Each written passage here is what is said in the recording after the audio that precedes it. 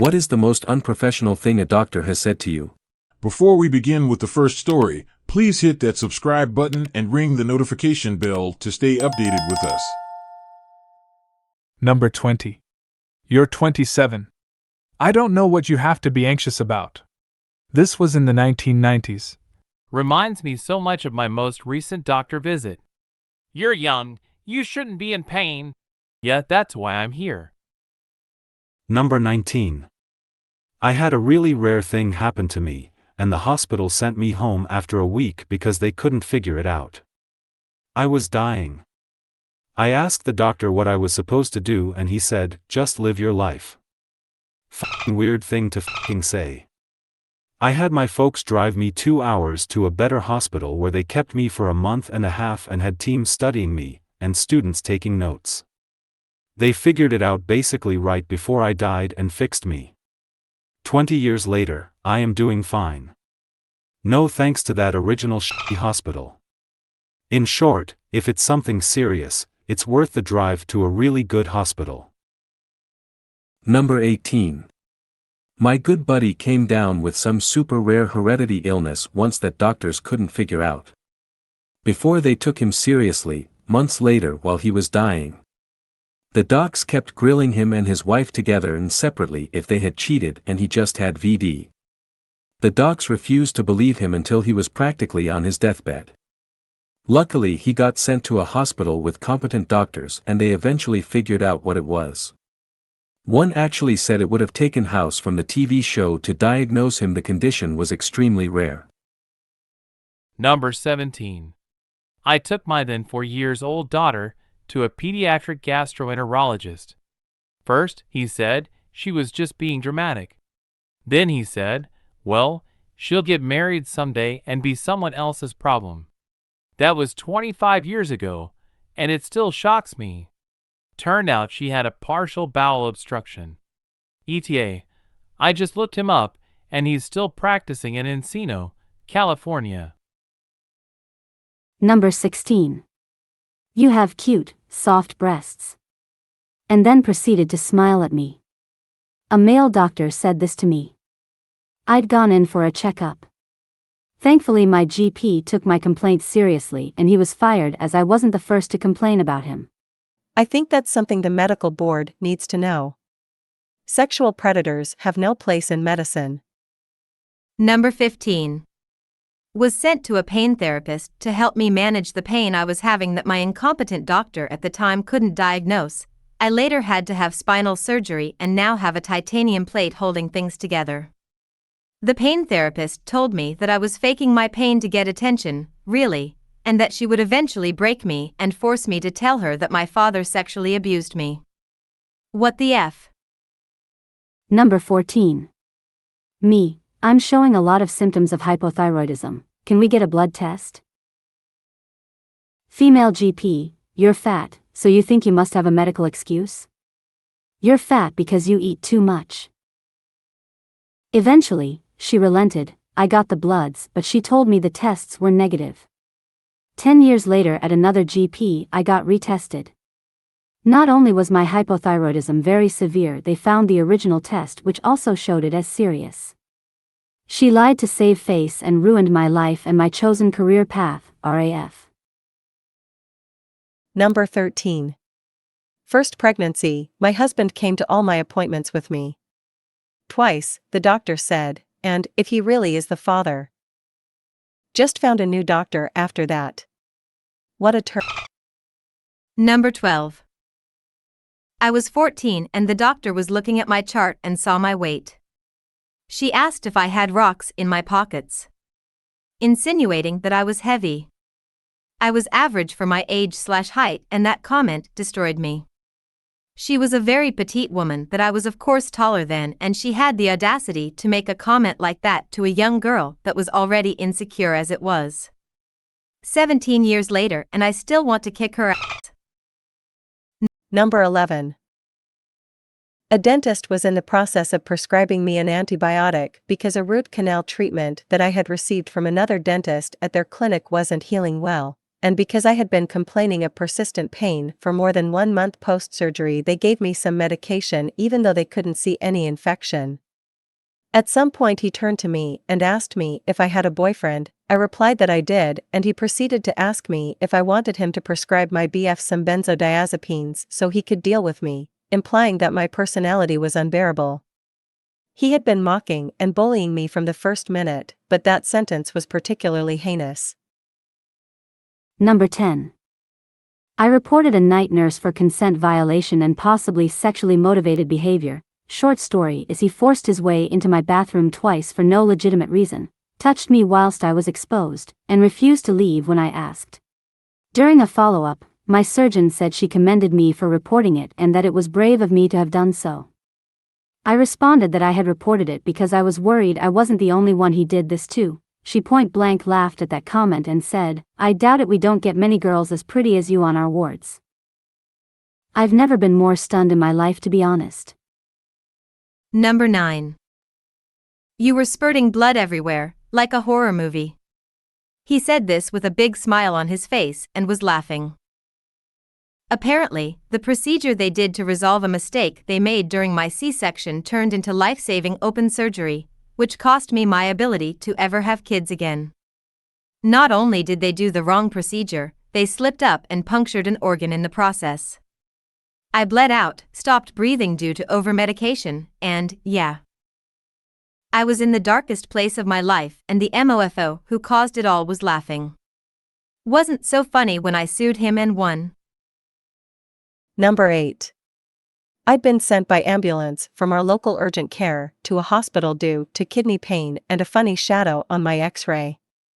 The emergency room doctor was insistent it must be an STI despite me having no genital symptoms, and he demanded to do a pelvic exam. This doctor aggressively tried to mimic my pain from the inside by jamming his hand up my vag. The nurse chaperone looked embarrassed when I said to the doctor, "If you're not careful, you'll lose your watch up there." He then discharged me from the hospital at 3 a.m., saying he couldn't find anything wrong with me. At 9 a.m., the original urgent care doc called back since she saw I was discharged, but my blood tests were back and I was septic. Reply: damn, they narrowly avoided a malpractice or wrongful death suit that time. Number 7. Doctor, many women that come to my office would kill for those what? Doctor, you have childbearing hips, okay, but I came to you because my stomach has been hurting really bad for over a week now, and today I woke up with a really bad fever. Doctor proceeds to check my file and suddenly grins at me. Doctor, oh, and you are turning 18 in 4 days. Are we planning to make use of them? Me. I wish I was making this up. My grandma thankfully tore this man a new one while my dad sat there not even clocking what just happened until my grandma explained it to him in the car. She was absolutely enraged for the rest of the day while my dad was still struggling to see the problem. Ignorance really can be a wonderful thing. He genuinely tried to argue that the guy was simply complimenting me and that my grandma was being too harsh. That argument lasted until my nan screamed at him, "For f***'s sake, James. Are you walking around complimenting 17-year-old girls on their childbearing hips? Do you ask those same 17-year-old girls if they're planning to use them? Do I have to be concerned, James Edward, insert surname here?" Dad excused himself for the rest of the day and left. My Nana then threw her oven gloves at the door and told me to take some chocolate from her stash and to go upstairs. Loved spending my summer break at my Nan's. It's been a few years since this happened, but at least I can understand my Nan's reaction now. Number 6. Happened a few months ago. A doctor at urgent care didn't check my cut on my arm from an edger accident first. Instead, he checked particular parts of my body for any signs of STDs and asked the nurse to run some tests for STDs. I reminded him that I got a cut from my edger and he completely ignored me. So I had to wait almost 2 hours in pain for them to run BD tests, and he had the audacity to stroll on in with a shit-eating smile and say I checked negative for everything. Then they finally started treating my wound and made jokes about how they didn't think it was such a deep cut. Never in my 31 years on earth have I ever been treated like this before, and I'm following my husband's advice to sue them. Number 5. I was being treated on week 2 with medication for an ectopic pregnancy. Baby in the fallopian tube, 0% chance for baby, very small chance for myself to live if not taken care of. I was told to go to the ER if I developed severe pain.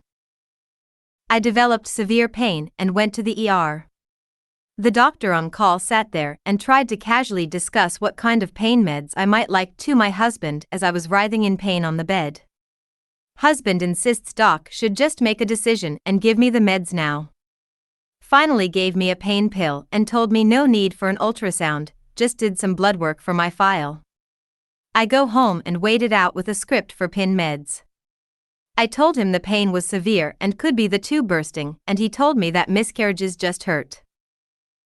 I went into the gyno treating me 2 days later and he took one look at me and booked me for emergency surgery.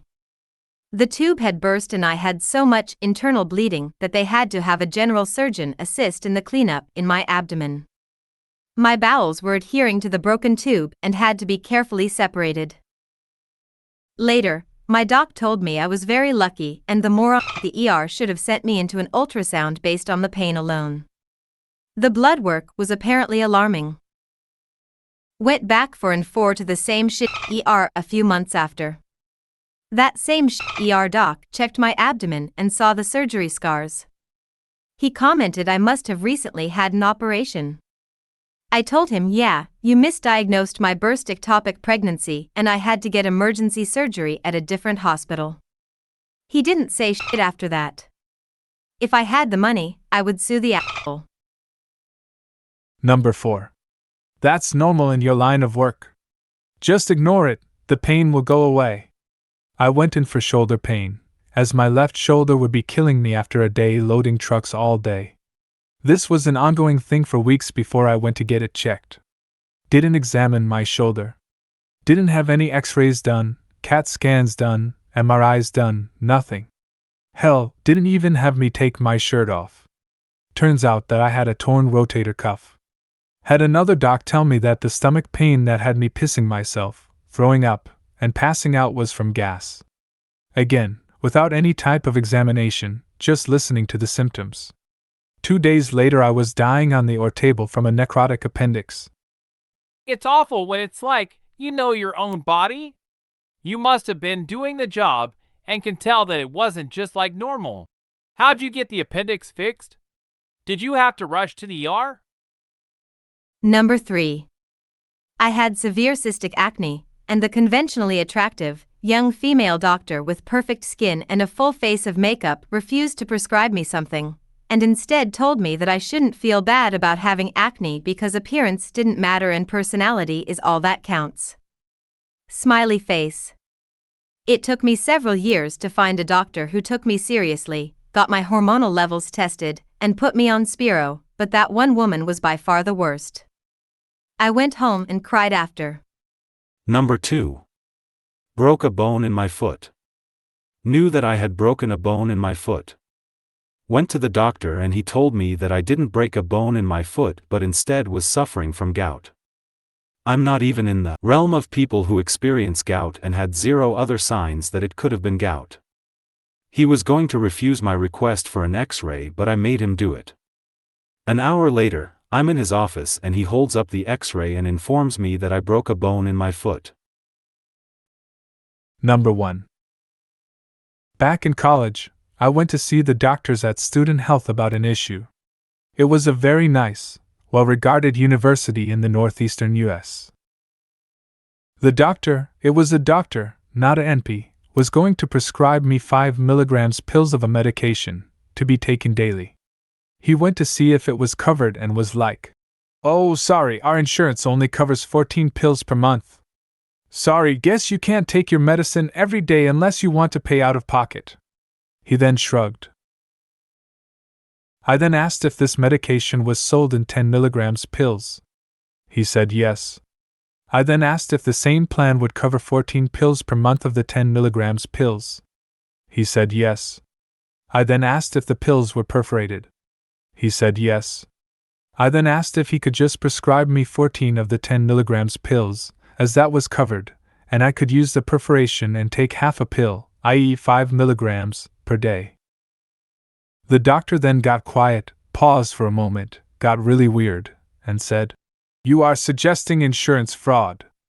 I will not continue this discussion. You need to get out of my office right now. If you say another word to me about this, I will notify the insurance company and will notify the police and would recommend that they press criminal charges." I have subsequently told this story to several doctors later in my life at cocktail parties. Nobody thinks it was insurance fraud. Everyone tells me the doctor had no clue what he was talking about. I was a young, scared college student. So I walked out and got no medication for my condition. Thanks for nothing, doctor. Sounds like he wasn't pleased that you suggested something he didn't think of. Thank you for watching. If you like to watch more of these videos, please leave a thumbs up, comment, subscribe, and don't forget to share to your friends and family. I'll see you in the next video.